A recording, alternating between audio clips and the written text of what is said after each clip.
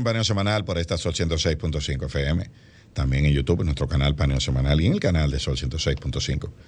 Y en nuestras redes sociales, Instagram, Facebook y Twitter, Paneo Semanal. Entonces, Luis, decíamos ahorita, y vamos a hablar de eso ahora, el nuevo punto de peregrinación es Beijing. El nuevo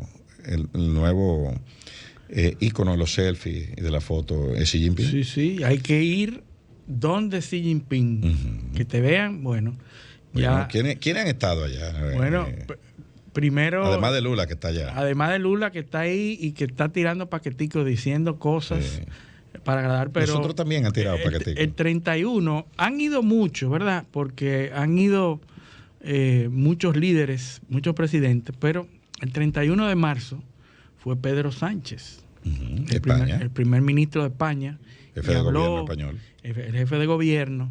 Y habló y incluso regresó diciendo que hay que hacer un esfuerzo para tomar en cuenta las propuestas de China para la paz de Ucrania. Es decir, de alguna manera van allá y cambian la perspectiva. Lo están cercando. Exactamente. Entonces, no solamente el 31, el 6 de abril fue allá Macron y fue acompañando a Ursula von der Leyen, que es la comisionada de Europa. También estuvo la ministra de Relaciones Exteriores de Alemania, estuvo recientemente también allá. Exactamente. Entonces llegan Macron, porque creo que tiene la presidencia temporal de la Unión Europea, se van rotando los países. Y entonces llega con Ursula von der Leyen y se reúnen con Xi Jinping. Y de allá viene Macron con una serie de opiniones que ha dado. Se destapa en los Países Bajos diciendo que son aliados, no vasallos de Estados Unidos. No vasallos de Estados Unidos. ¿Por qué habla de eso? Porque Macron trae a colación qué haría la Unión Europea en caso de un movimiento de ocupación a Taiwán. Es decir, si China se dispusiera a hacer alguna acción de reunificación, que es la palabra bonita desde el punto de vista de China. Por supuesto. Desde el punto de vista de los Estados Unidos es invasión. Recuerda que es una China de dos sistemas. Exactamente. Entonces, China... pero no es invasión lo que hacen los Estados Unidos en Japón, que tiene 12 bases. No. Eso no es invasión. Eso no. Desde el punto de vista, Macron dice, nosotros no debemos adherirnos ciegamente a las posiciones de Estados Unidos. Dice, más bien, tratando de levantar un liderazgo en Europa, Macron dice, Europa debe mantenerse como un tercero, neutro, como un tercer punto de vista, y que en caso de que China hiciera acciones o tomara acciones para la reunificación de Taiwán, que Europa debía tener una posición independiente. Eso no quiere decir que va a aprobar o que va neutral, ¿verdad? Sino que se va a mantener en una tercera, al margen, que pudiera ser al margen, y entonces le sale al frente y se pone en contra de Alemania, que tiene una posición muy apegada a Norteamérica con respecto a Taiwán. Entonces, ¿qué es lo que está pasando? Que Europa está mirando los perjuicios de tener un problema con Rusia, ¿verdad? Porque obviamente ya Rusia no es una opción, pero perder a China también es un problema, ¿verdad? Entonces, ¿qué pasa? Que ante ese llamado de Macron, ¿qué dicen los norteamericanos? Los norteamericanos dicen, pero si ustedes no quieren adherirse a nosotros fácilmente le podemos dejar a ustedes Ucrania y olvídense de Taiwán. O sea, si ustedes no nos apoyan con Taiwán, le vamos a dejar Ucrania para ustedes. Ustedes resuelven Ucrania y nosotros nos metemos en Taiwán. No se conecta con lo que dijimos ahorita. Correcto. Que ya hay un hartazgo. Así es. De eso de Ucrania. Exactamente. Que por donde está comenzando por Europa, que es la que está en la primera línea de defensa. No solo por temas geográficos, sino porque son las economías que han sufrido los mayores embates. Así es. No, y es así. El comisionado de inteligencia, ante la pregunta de que qué opina de lo que dijo Macron, que tiene todo el sentido, que dice, bueno, pero si no están con nosotros lo podemos dejar a Ucrania. Resuelvan ustedes en Ucrania, claro, y yo me enfrento con Taiwán. Si ustedes no quieren apoyarnos en Taiwán, cojan Ucrania para ustedes. Exacto, resuelvan ustedes porque es una manera de no salir derrotado. ¿Y qué es lo que le importa? De decir eso se negoció porque yo me fui. Sí, no solamente eso, Eliseo, es que ¿a quién afecta realmente Ucrania? ¿A Europa? Europa, exactamente. Es lo que decíamos antes, que no entendíamos. O sea, nosotros llegamos a discutir aquí, nosotros no entendemos la posición de la Unión Europea, porque eso es dándose un tiro en el pie.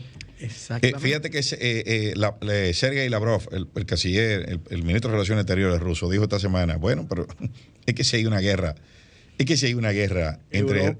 No, oye lo que él dice. Oye lo que él dice, si hay una guerra entre la OTAN y Rusia, el primer país que va a desaparecer es Polonia. Sí. Él dice, yo no entiendo la posición. Él no entiende la posición polaca, porque ¿qué dicen los polacos? Bueno, los polacos están tratando de mandar unos aviones viejos a Ucrania, que tienen.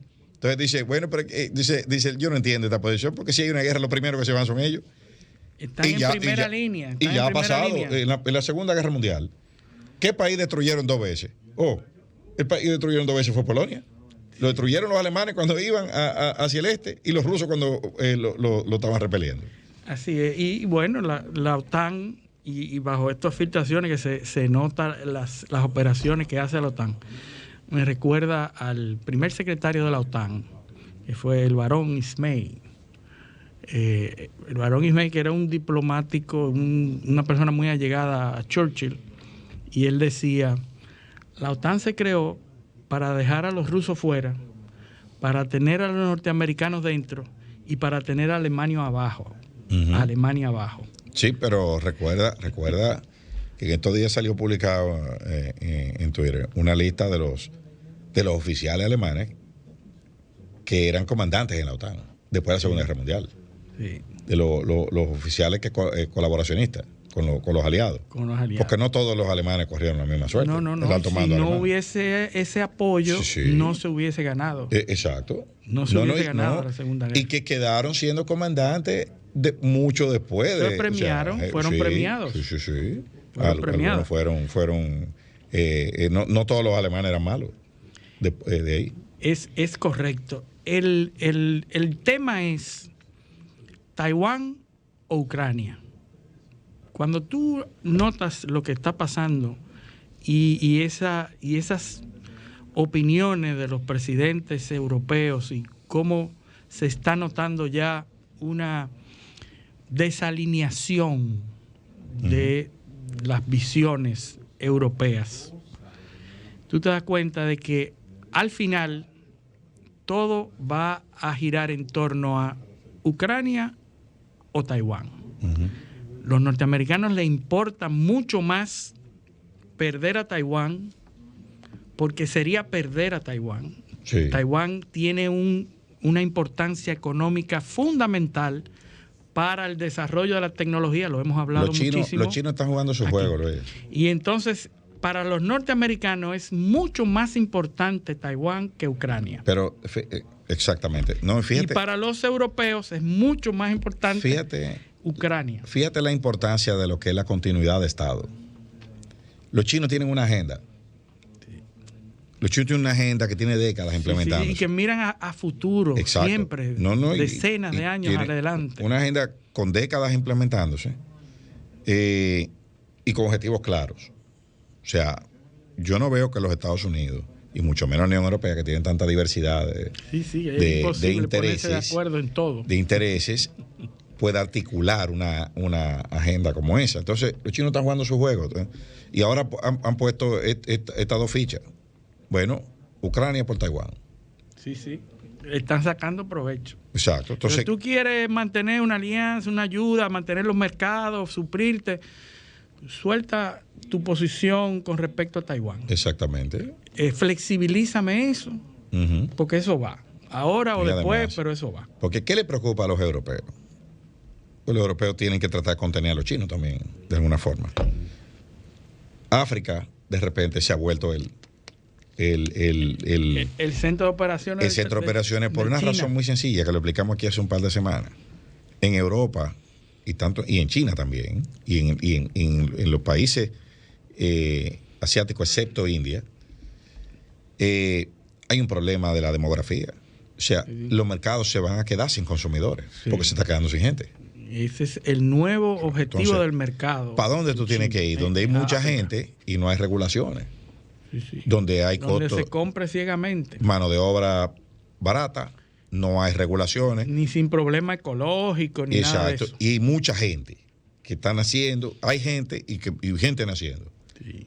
¿Por qué tú te vas para Europa si te cuesta 5 veces más producir lo mismo, 800,000 regulaciones, y a un mercado que lo que está es reduciendo su número de consumidores? No tiene sentido. Entonces, ¿por qué? China tiene muchos años tomando terreno en África. Exactamente. Entonces, ¿qué están haciendo los chinos? Yéndose para África. Entonces, ¿qué le preocupa a los europeos? Pero ven acá, a nosotros nos sacaron a patada de África. Sí. Al final del siglo XIX. Los europeos están de retirada. Exacto. En África. Lo odian. Sí. Lo odian. Porque, bueno, sabemos lo que pasó en muchos países africanos. Por ejemplo, en Namibia, los alemanes declararon como genocidio el tema de Namibia hace 2 o 3 años. Todos sabemos la historia del Congo con el rey Leopoldo. Todos sabemos los conflictos a principios del siglo XX de España con Marruecos. Argelia con Francia. Italia con lo que es Etiopía hoy, que era Abisinia. Sí. ¿Entiendes? O sea, Inglaterra con Sudáfrica. No tienen terreno ahí. ¿Entiendes? No hay manera. Entonces es una relación muy difícil de planchar por los temas históricos. Ahora bien, con los chinos no hay ese problema. No.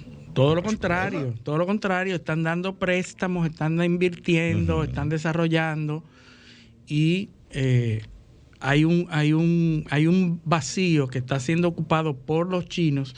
Y ahora, la semana pasada, escuchamos la preponderancia de Rusia también en África. Sí. En la Costa de Marfil, las redes están en un renacer prorruso que espanta. Es decir, para esos países, no solamente la Costa de Marfil, sino en otros, en Camerún, Putin es un héroe. Putin es tratado como si fuera un héroe, claro, en África. Y eso te dice a ti, bueno, ellos están a favor del otro bloque. No, y que también hay una cuestión de geopolítica. Por ejemplo, hoy nos despertamos todos con una noticia en Sudán, que vuelven los conflictos que tienen 4 o 5 años dándose. Entonces, ¿cuál es la importancia de Sudán? Bueno, es muy sencillo. Sudán hace frontera con Egipto, en el norte. Sí. Al este de Sudán está el Mar Rojo. Sí, vital. Al sur está Eritrea. Y al sur de Eritrea, ¿quién está? Djibouti. Sí. Djibouti, que hay una base china. Son casi chinos. Exacto, ahí hay una base china. Uno de los puertos más importantes de África. Exacto. Está en Djibouti. Y debajo de Djibouti. Y el puerto es manejado por los chinos. Debajo de Djibouti, al sur. Una base. Al sur, ¿quién está? Somalia. Ahora. El Cuerno de África. El Cuerno de África. Pero, ¿quién quiere meterse del otro lado del Cuerno de África? ¿Qué fue que propició el tema con los iraníes y los saudíes? China. Exacto. Sí. Entonces, ¿por qué? China, y que ya está dando... y está dando resultados. No, y hay un esfuerzo de pacificación de Yemen. De Yemen. Ahora vimos un intercambio de prisioneros, lo que nunca se había visto. Es decir, se pararon el fuego y están negociando prisioneros. Y eso es a raíz de la mediación de China, Irán y Arabia Saudita, que son los dos que soportan a ambos bandos. Tú puedes estar seguro, en Yemen. Tú puedes estar seguro de que ahí viene un puente con los chinos, el gobierno de Yemen y chino, y también con los saudíes, lógicamente. Los saudíes es que Arabia Saudita está dando soporte y ayuda a un bando de la guerra. Entonces, en Yemen, y los iraníes están apoyando al bando contrario. Exacto. Cuando Entonces, tú veas mágicamente se da estas relaciones diplomáticas de nuevo por intercesión de China, y entonces hay un alto al fuego, claro, y se están intercambiando. Cuando tú ves un mapa de por dónde entran los productos chinos a Europa, es por el Mar Rojo. Exactamente. ¿Y qué es lo que están haciendo? Es asegurando la entrada en la boca del Mar Rojo. Sí, tengo a Djibouti aquí y Yemen aquí. Creando un paso para los productos chinos. Un paso. Seguro. Sí, claro, donde yo tenga vigilancia para custodiar mi barco. Los chinos están claros con su comercio y su... Eso es así. Mientras tanto, y ya viniendo aquí a América, al patio, la subsecretaria de Estado, Wendy Sherman, estuvo aquí. Sí. ¿Por qué yo traigo ese giro tan brusco que ahora en segundos nos vamos a dar cuenta que no lo es? Que no lo es, porque todo está interconectado, interrelacionado. ¿Qué se ha dicho de esta visita? Bueno, que ella vino como parte de un esfuerzo regional y todo lo que se dice. Ahora, esto es una agenda. Las cosas no suceden así en los Estados Unidos. Esto es una agenda, los americanos no improvisan. No improvisan. ¿Y por qué lo voy a decir? Vamos a poner, a mí me gusta usar mucho las líneas de tiempo. En marzo de este año sale publicado, en internet lo pueden buscar, Annual Threat Assessment of the U.S. Intelligence Community. El reporte anual de amenazas del 2023. Todos los años sale el reporte de amenazas de los Estados Unidos. Amenaza a los Estados Unidos. Correcto. Los reportes de lo que son sus amenazas. Eso lo publica nada más y nada menos que The Office of the Director of National Intelligence. O sea, es la comunidad de inteligencia de los Estados Unidos que reúne y evalúa las amenazas y las pone en un informe. Y ese informe se hace público. El informe está datado en febrero de 2023 y se hace público en marzo. O sea, esto tiene menos de un mes que es público. ¿Y qué dice ese informe? Bueno, ese informe evalúa las amenazas a los Estados Unidos, primero en el plano global. ¿Qué tipo de amenazas representan los chinos? ¿Qué tipo de amenazas y cómo la dividen? Y nosotros tenemos ese informe, lo bajamos porque lo comentamos. Sí. Y es interesante bajar el informe, vayan, busquen el informe y busquen el índice. El índice de ese informe es representativo de los niveles de las amenazas que los norteamericanos reconocen para los norteamericanos, para los Estados Unidos. Y entonces está China, Rusia, Irán, norte de Corea, ¿verdad? Sí. Todo el mundo lo sabe. Son los enemigos. Esos son los enemigos.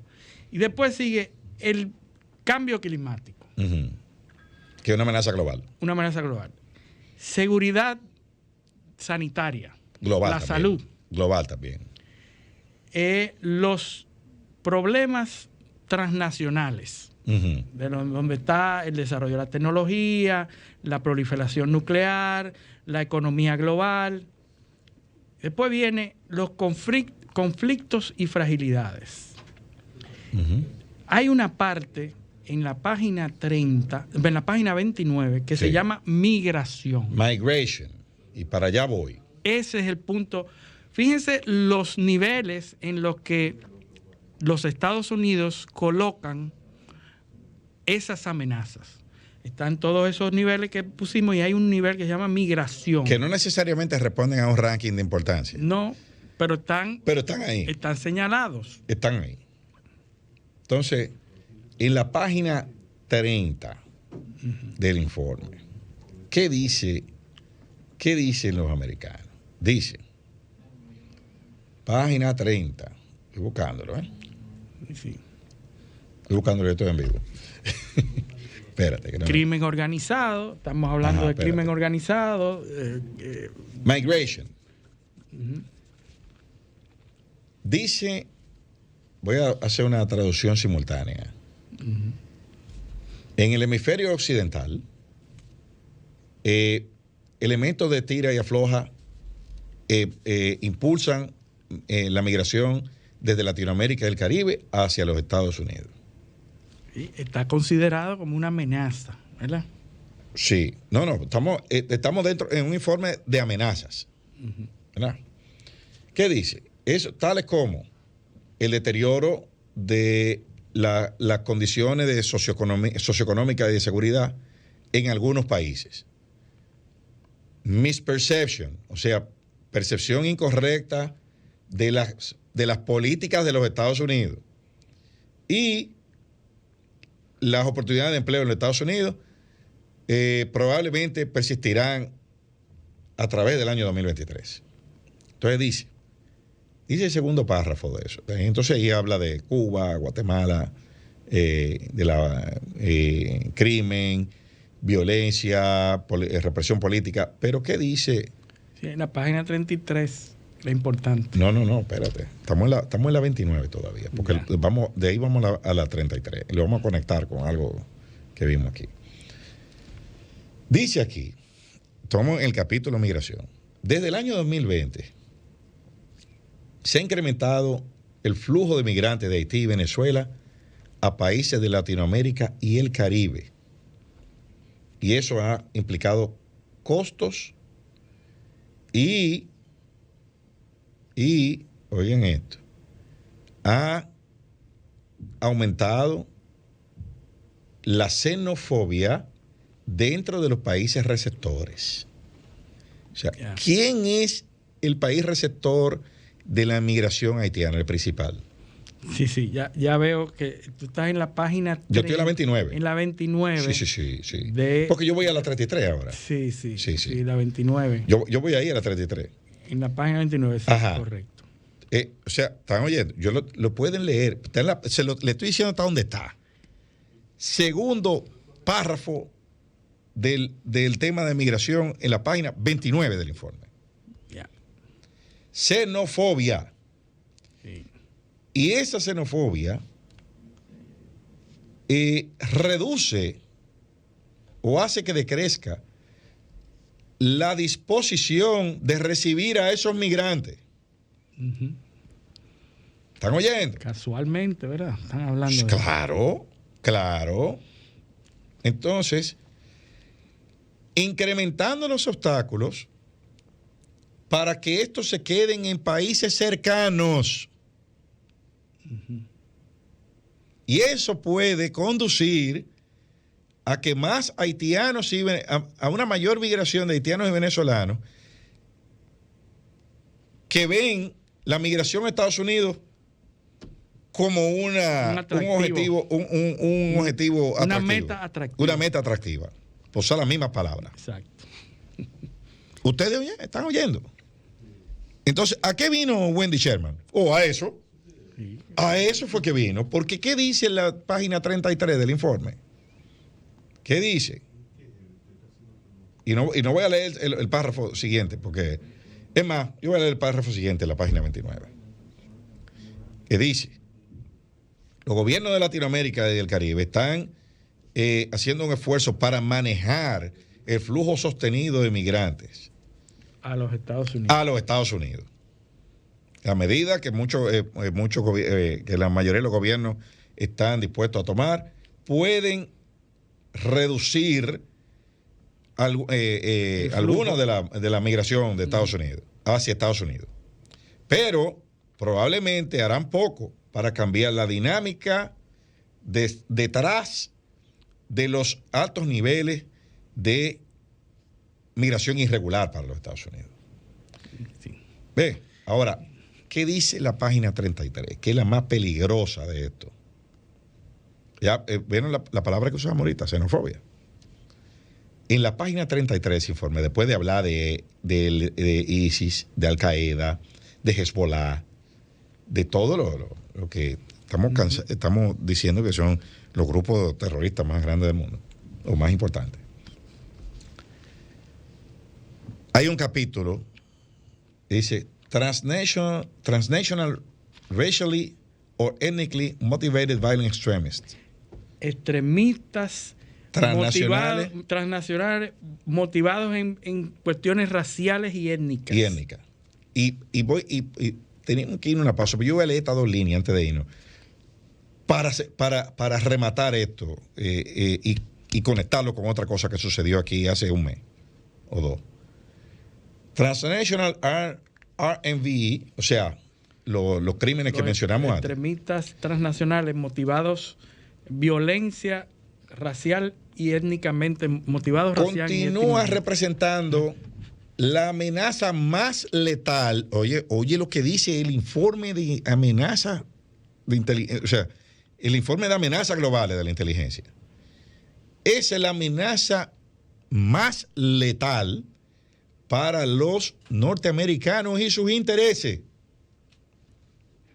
Tú estás oyendo cómo ellos lo califican. Después de decir los enemigos de nosotros son esto. La amenaza más letal es esta. ¿Tú ves? Y una amenaza significativa para los aliados de los Estados Unidos y socios a través de ataques y propaganda que incitan a la violencia. Entonces, con ese, nos vamos a la pausa y ahora yo te lo voy a conectar con los términos de una alerta que emitió la embajada norteamericana en febrero. ¿Y por qué fue? A ver si esa alerta no es eso mismo que hemos dicho. Tratando de conectar con este informe. Exacto. Y ahí lo conectamos con la visita de Wendy Sherman. Pero eso lo vamos a hacer cuando volvamos a la pausa. Esto es Paneo Semanal, no le cambien.